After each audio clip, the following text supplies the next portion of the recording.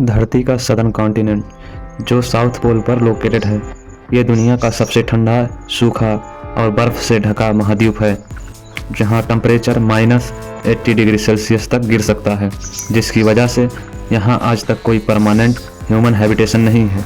केवल scientific research centre है, जहाँ रिसर्चर्स हमेशा नहीं रहते, बल्कि केवल कुछ महीनों के लिए ही यहाँ आते हैं। पता है क्यों? क्योंकि इसका 98% हिस्सा बर्फ़ से ढका है, जो दुनिया के कुल ताज़े पानी का लगभग 70% है। अब तक आप समझ गए होंगे कि हम अंटार्कटिका की बात कर रहे हैं, लेकिन हमें पता है कि आप सोच रहे होंगे हम ये सब आपको क्यों बता रहे हैं, जब भी अंटार्कटिका के बारे में हर कोई जानता है। चलो मान लिया इसके बारे में आपको पता होगा, लेकिन अब हम जो आपको बताएंगे उसके बारे में आपने कभी सोचा भी नहीं होगा। दरअसल यूरोपीय स्पेस एजेंसी के द्वारा अंटार्कटिका पर ऐसी इमेजेस कैप्चर की हैं जिसे देख दुनिया भर के वैज्ञानिक हैरान हैं। इसमें अंटार्कटिका की वाइट स्नोई सरफेस पर कुछ ग्रीन पैचेस दिखाई दे रही हैं। केवल इतना ही नहीं, लगातार बढ़ते जा रहे इन ग्रीन पैचेस को तबाही का कारण बताया जा रहा है। लेकिन ये आखिर है क्या? आइए डिटेल्स में बताते हैं। अंटार्कटिका की ग्रीन पैचेस वाली ये इमेज यूरोप की एक स्पेस एजेंसी द्वारा रिलीज की गई, जिसे सैटेलाइट द्वारा कैप्चर की गई थी, जिसमें साफ दिखाई दे रहा है इस अंटार्कटिका की वाइट सरफेस पर ग्रीन पैचेस बने हुए हैं। अगर ये आज से कुछ दशकों पहले की बात होती तो शायद पता भी नहीं चलता कि अंटार्कटिका पर चल क्या रहा है, मगर अब हमारे पास एक डेवलप्ड टेक्नोलॉजी है, इसलिए हम अंटार्कटिका में क्या हो रहा है यह सब देखना हमारे लिए आसान है।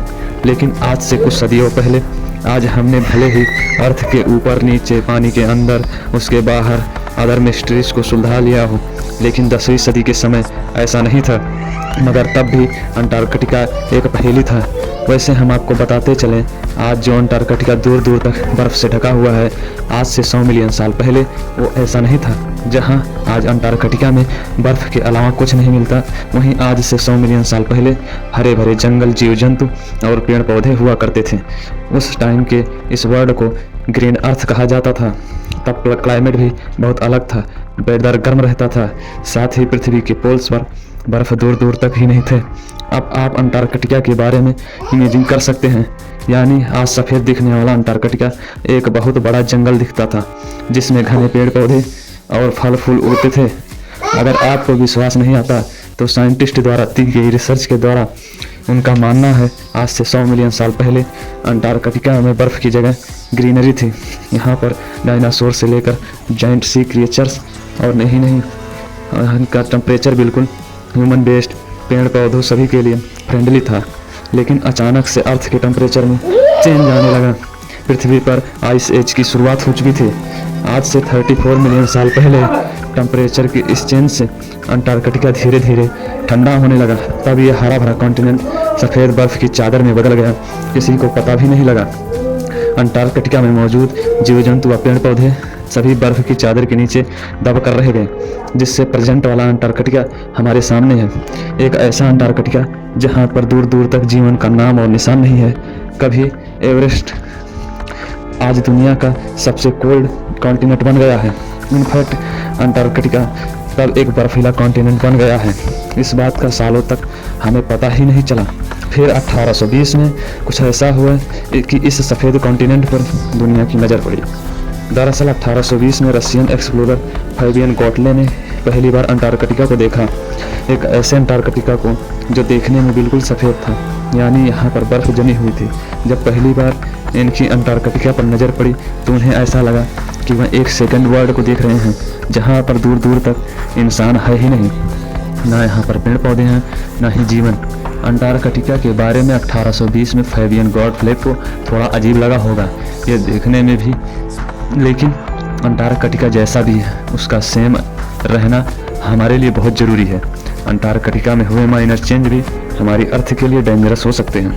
आज जिस तरह से ग्लोबल वार्मिंग की वजह से टेम्परेचर इंक्रीज हो रहा है, अंटार्कटिका की बर्फ़ भी पिघल रही है।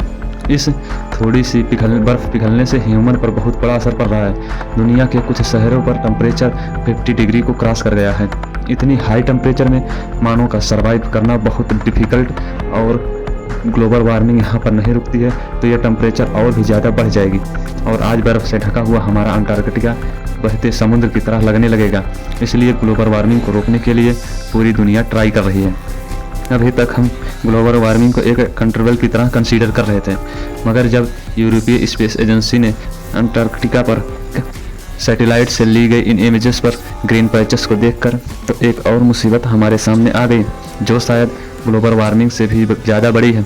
अंटार्कटिका के लिए ग्रीन पैचेस ज़मीन से 100 फीट ऊपर है, क्योंकि इसके नीचे बर्फ़ ही है। लेकिन सवाल ये उठता है, जहाँ पर पौधों के लिए मिट्टी नहीं है वहाँ ये ग्रीन पैचेस कहाँ से आए? एक्चुअल में अंटार्कटिका के एनवायरनमेंट में ऐसा नहीं है कि वहाँ पेड़ पौधे सर्वाइव कर सकें। इसलिए इस सोशल मीडिया और साइंटिस्ट कम्युनिटी में तहलका मचा दिया। नेचर जर्नल में पब्लिश्ड एक आर्टिकल में इन ग्रीन पैचेस को ग्रीन स्टोन एल्गी का नाम दिया गया। साइंटिस्ट इस पर रिसर्च कर रहे हैं। उन्होंने इस इमेज को दिखाई देने वाले सभी पैचेस को एक साथ मिलाकर एक मैप डेवलप किया, जिनकी डीप रिसर्च से पता चला है कि ये ग्रीन पैचेस अंटार्कटिका की कोस्ट लाइन पर ज़्यादा है, यानी कि उन जगहों पर जहाँ पर सी बर्ड्स, पेंगुइन, सी सेल्स और अन्य सी एनिमल्स कॉलोनी है। साइंटिस्ट ने ग्रीन पैचेस का जो मैप बनाया है उसका टोटल एरिया 1.9 स्क्वायर किलोमीटर तक पहुँच गया है। लेकिन सवाल यह आता है कि ये अंटार्कटिका की इतनी मोटी बर्फ़ पर ये ग्रीन पैचेस बने कैसे? तो इस बात को लेकर यूनिवर्सिटी ऑफ कैम्ब्रिज के द्वारा अंटार्कटिका में सर्वे किया गया, जिसमें साइंटिस्ट का कहना है कि अंटार्कटिका की बर्फ़ पर इन ग्रीन पैचेस के बनने के पीछे माइक्रोस्कोपिक एल्गी रिस्पॉन्सिबल है। और इमेज में हमें जो ग्रीन पैचेस दिखाई दे रही हैं वह इन माइक्रोस्कोपिक एल्गी के लार्ज स्केल पर बनने की वजह से दिखाई दे रही हैं। हालांकि वैसे अंटार्कटिका पर ये माइक्रोस्कोपिक एल्गी बहुत पहले से मौजूद है, लेकिन लास्ट 35 ईयर में इनकी ग्रोथ बहुत स्पीड से बढ़ी है, इसलिए यह इमेज में साफ दिखाई दे रही है। लेकिन 35 सालों में ऐसा क्या हुआ कि ये माइक्रोस्कोपिक एल्गी लार्ज स्केल पर डेवलप हुई? तो बताते चलें, साइंटिस्ट इसके पीछे का कारण ग्लोबल वार्मिंग को बताते हैं। जी हाँ, इन ग्रीन पैचेस के पीछे ग्लोबल वार्मिंग ही रिस्पॉन्सिबल है। इसे आप थोड़ा सिंपल वे में भी समझ सकते हो। जैसे जैसे ग्लोबल वार्मिंग बढ़ रही है तो पूरी दुनिया का टेम्परेचर इंक्रीज हो रहा है। इस बढ़ते टेम्परेचर की वजह से अंटार्कटिका की बर्फ़ तेज़ी से मेल्ट हो रही है और तो और अंटार्कटिका में कहीं कहीं बर्फ़ पिघलकर पानी बन गया है, जिससे छोटे छोटे वाटर पॉकेट बन गए हैं। अब जैसा कि हमने आपको बताया, अंटार्कटिका की कोस्ट लाइन पर कुछ सेमी एनिमल्स, पेंगुइन और सी सेल्स मौजूद हैं। ये सभी नाइट्रोजन, फास्फोरस और सल्फर जैसे वेस्ट छोड़ते हैं, जो कि न्यूट्रिएंट वेस्ट की कंटेंट में आने पर फर्टिलाइजर की तरह काम करते हैं, जो इन छोटे वाटर पॉकेट में ग्रीन माइक्रोस्कोपिक एल्गी को प्रोड्यूस करता है। और यही वजह है हमें 60% ग्रीन स्नो एल्गी सी बर्ड पेंगुइन कॉलोनी के 5 किलोमीटर के अंदर ही देखने को मिलता है। आज से कुछ साल पहले ही इस तरह की एल्गी ऐसे अंटार्कटिका के बीच में नहीं देखी गई। पता है क्यों? क्योंकि तब अंटार्कटिका का एनवायरनमेंट इनके लिए फ्रेंडली नहीं था। लेकिन अब ग्लोबल वार्मिंग की वजह से अंटार्कटिका का टेम्परेचर बढ़ रहा है। इस वजह से वहाँ पर बर्फ़ पिघल रही है और इन ग्रीन एल्गी के लिए एक एग्जिस्टेंट फेवरेबल एनवायरनमेंट क्रिएट हो रहा है। यानी कि जैसे जैसे ग्लोबल वार्मिंग बढ़ रही है, अंटार्कटिका का टेम्परेचर और भी बढ़ जाएगा और ये कोस्ट लाइन पर दिखाई देने वाली स्नो एल्गी धीरे धीरे अंटार्कटिका के दूसरे एरिया पर भी ग्रो करने लगेगी। अंटार्कटिका का इस तरीके से ग्रीन होना आपको अच्छा लग रहा होगा, लेकिन ये अच्छी खबर बिल्कुल नहीं है, क्योंकि अंटार्कटिका की बढ़ती या ग्रीनरी हमारे वर्ल्ड के लिए श्राप साबित हो सकती है। अंटार्कटिका फिलहाल जैसा है वैसा ही हमें चाहिए, हमें इसकी ऐसी ही ज़रूरत है, क्योंकि अगर अंटार्कटिका की बर्फ़ इस ग्रीनरी में बदल गई तो ये ह्यूमन रेस के लिए डिस्ट्रक्शन का कारण हो सकती है। क्योंकि आज अंटार्कटिका के केवल कोस्ट लाइन पर ही हमें सी एनिमल और पेंगुइन देखने को मिलते हैं, लेकिन अगर इसका टेम्परेचर बढ़ गया तो यहाँ पर ह्यूमन का रहना भी आसान हो जाएगा, लेकिन हमें इसकी कॉस्ट महंगी पड़ सकती है, क्योंकि अंटार्कटिका कॉन्टिनेंट सी लेवल से 2500 मीटर ऊंचाई पर है। लेकिन अगर अंटार्कटिका की ऊंचाई ग्राउंड लेवल से मापी जाए तो यह केवल 500 मीटर है, यानी कि 2000 मीटर मोटी बर्फ़ अंटार्कटिका पर जमी हुई है, जो कि पूरे अर्थ के टेम्परेचर को ठंडा करने में इम्पोर्टेंट रोल प्ले करती है। क्योंकि जब उगते सूर्य की किरणें अंटार्कटिका के नॉर्थ पोल पर पड़ती हैं तो अंटार्कटिका की सरफेस पर मौजूद स्नो मोस्टली सनरेज को रिफ्लेक्ट कर देती है, जिससे दो बेनिफिट मिलते हैं। एक तो अंटार्कटिका ठंडा रहता है और दूसरा ओवरऑल पृथ्वी का इन्वायरमेंट ठंडा बना रहता है, क्योंकि ये ज़्यादा सनरेज को ऑब्जर्व नहीं करने देता, लेकिन यह रिफ्लेक्शन की वजह से होता है।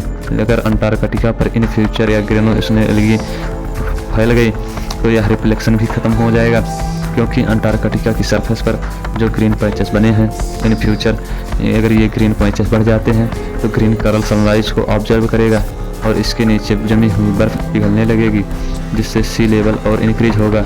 साइंटिस्ट द्वारा की गई रिसर्च से पता चला है कि अंटार्कटिका और नॉर्थ पोल पर इतनी बर्फ़ जमी हुई है कि उसके मेल्ट होने से सी लेवल 210 फीट तक इंक्रीज हो जाएगा, जिसका डायरेक्ट इफेक्ट हम ह्यूमन पर पड़ेगा।